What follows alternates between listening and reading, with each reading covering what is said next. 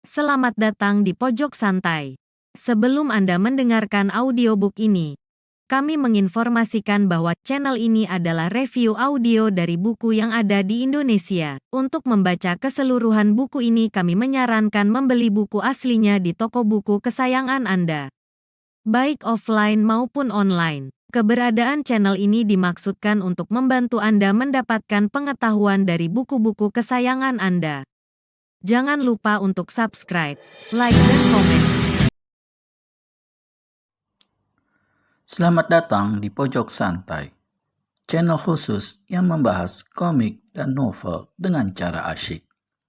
Akhirnya, bayangan setan mengaku kalah saat melawan Suralangi. Selesaikan persoalan di pembukaan Partai Telaga Wangi? Yuk cari tahu jawabannya di video berikut ini. Suralangi menjura di hadapan ketua partainya, lalu melangkah kembali ke tempatnya. Namun, di saat inilah satu sosok tubuh melesat ke atas panggung dari kelompok hadirin sebelah barat.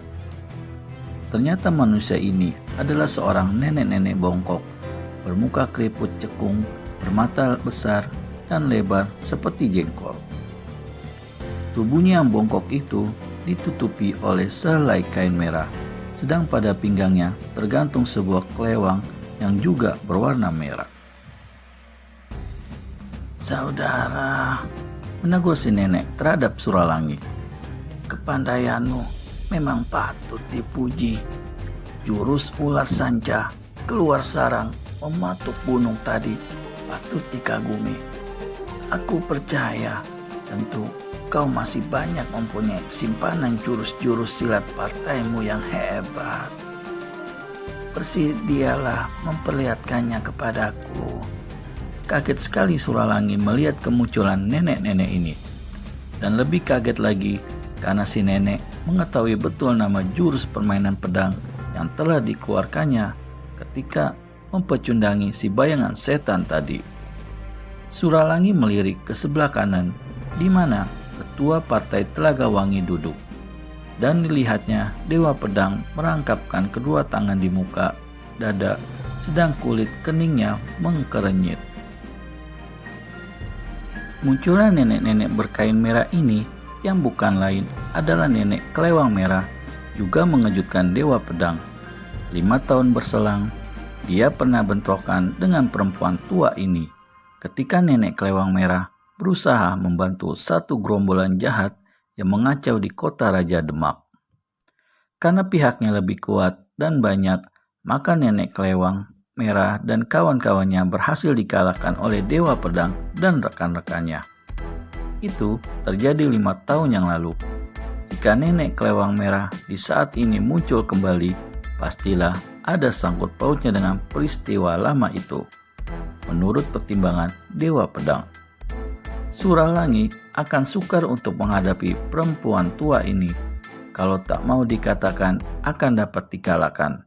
Namun, untuk menyuruhnya mundur dan tidak pula mungkin karena ini akan membuat lunturnya nama partai.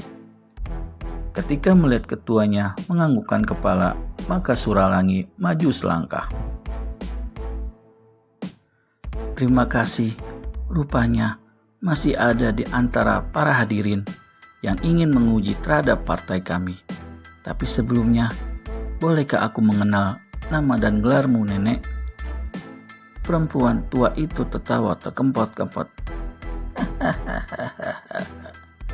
"Namaku tidak penting. Orang-orang memanggil aku nenek kelewang merah." Dugaan Suralangi bahwa perempuan ini adalah nenek kelewang merah ternyata tidak meleset. Tergetar juga hatinya begitu mengetahui siapa lawan yang dihadapinya. "Nah, kuharap kita tak perlu banyak tutur kata lagi. Silakan dimulai," ujar nenek kelewang merah pula, lalu mengambil kelewangnya. "Keluarkan semua ilmu simpananmu yang hebat-hebat. Terhadapku yang tua ini tak usah sungkan-sungkan." Seperti berhadapan dengan si bayangan setan tadi, maka pada jurus permulaan Suralangi segera menggempur lawannya dengan ilmu pedang 1000 pedang mengamuk.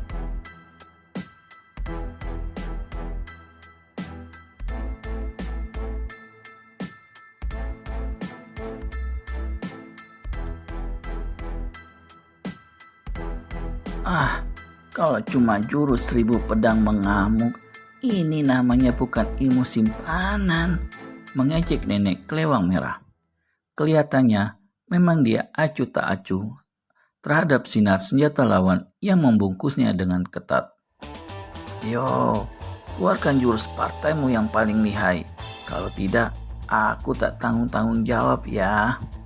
Penasaran sekali, maka Suralangi mempercepat putaran pedangnya sehingga senjata itu benar-benar laksana ribuan banyaknya. Manusia tolol, disuruh keluarkan ilmu simpanan, malah meneruskan jurus gila ini. Wud, wud, wud. Nenek kelewang merah kiblatkan kelewangnya 3 kali berturut-turut. 3 larik sinar merah menderu membentuk silang 6. Angin yang diterbitkan senjata ini deras sekali, dan hebatnya sinar putih dari pedang Suralangi yang mengurungnya dengan serta-merta menjadi tertindih lalu buyar. Suralangi terkejut sekali. Dewa Pedang menghela napas dalam. Nyatanya manusia ini jauh lebih hebat dari 5 tahun yang silam. Ketua Partai Telaga Wangi membatin. Kemudian dengan ilmu menyusupkan suara, dia memberi peringatan. Hati-hati Sura, manusia ini lihai sekali. Gempur dia dengan jurus-jurus terhebat. Di hadapannya, nenek kelewang merah berdiri terbongkok-bongkok dan menyeringai. Apa, kau masih belum mau perlihatkan ilmu simpananmu? Jangan menyesal kalau terlambat. Nenek kelewang merah, lihat pedang, suruh Suralangi. Pedang perak murni itu berkelebat deras, memapas sekaligus ke-6 bagian tubuh si nenek. Namun dengan gesitnya, nenek kelewang merah berhasil menghindarkan serangan ganas itu dan malahan berbalik melancarkan serangan balasan yang betul-betul menyirapkan darah. Terang! Suralangi terpaksa pergunakan pedangnya untuk menangkis sambaran kelewang lawan ke arah leher yang tak mungkin untuk dielakkan lagi. Tangannya terasa pedas dan pegal ngilu, sedang mata pedangnya kelihatan gumpal dihantam senjata lawan. Menyaksikan hal ini, maka tak ayah lagi, Suralangi segera putar pedangnya demikian rupa dan lancarkan 3 serangan ilmu pedang yang terlihat dari ilmu pedang Partai Telaga Wangi. Ketiganya ialah jurus Garuda menukik minum air telaga, disusul oleh jurus Naga Sakti sebatkan ekor, dan diakhiri dengan jurus Halilintar membelah bumi. Pedang perak itu yang kelihatan hanya merupakan sinar putih belaka menyambar ke arah kepala nenek kelewang merah, membalik, memapas, pinggang, kemudian naik lagi ke atas dan menetak dari atas ke bawah. Jika jurus ini berhasil, maka kalau tidak kepala nenek kelewang merah terbabat putus, mungkin akan kutung pinggangnya. Atau mungkin juga akan terbetah kepalanya sampai ke dada. Namun nenek kelewang merah tidak cedera, tangannya bergerak, sinar merah dari kelewang menggebu-gebu. 3 jurus terhebat tadi dengan serta-merta buyar. Si nenek tertawa melengking dan mengejek.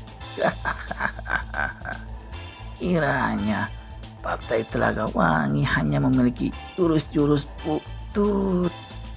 Geram sekali Suralangi, susul serangan yang tadi buyar dengan 2 serangan berantai serta pukulan tangan kiri dan tendangan kaki kanan. Si nenek putar kelewangnya 2 kali dan lagi-lagi serangan Suralangi dibikin lumpuh. Sekarang terima jurusku ini, jurus yang kunamakan Naga Sakti keluar dari laut. Ucapannya itu ditutup dengan mengiblatkan kelewang yang sebat sekali. Betul-betul laksana seekor naga yang keluar dari dalam laut. Karena meskipun sebat, tapi sambaran kelewang itu berliku-liku, sukar diduga bagian mana sebenarnya yang menjadi sasarannya. Surah, cepat keluar dari kalangan. serang lawan dari samping. Memperingatkan Dewa Pedang dengan ilmu menyusupkan suara. Suralangi segera melompat ke belakang dan bergeser ke samping, namun gerakannya selanjutnya tak mampu dilakukannya. Kelewang lawan menderu menyambar ke mukanya. Satu-satunya jalan untuk menyelamatkan diri adalah mempergunakan pedang untuk menangkis. Dan laksana sebuah pisau tajam memutus wortel, demikianlah kelewang merah si nenek membabat putus pedang perak Suralangi tepat di batas muka hulunya. Dan gerakan nenek kelewang tidak sampai di situ saja. Tubuhnya melesat ke muka. "Sura, awas!"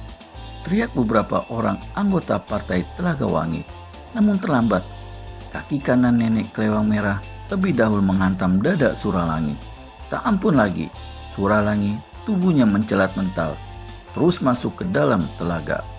Bagaimana nasib Suralangi selanjutnya? Temukan jawabannya di video selanjutnya hanya di channel Pojok Santai. Segera subscribe dan tekan tombol lonceng untuk mendapat notifikasi video terbaru dari kami.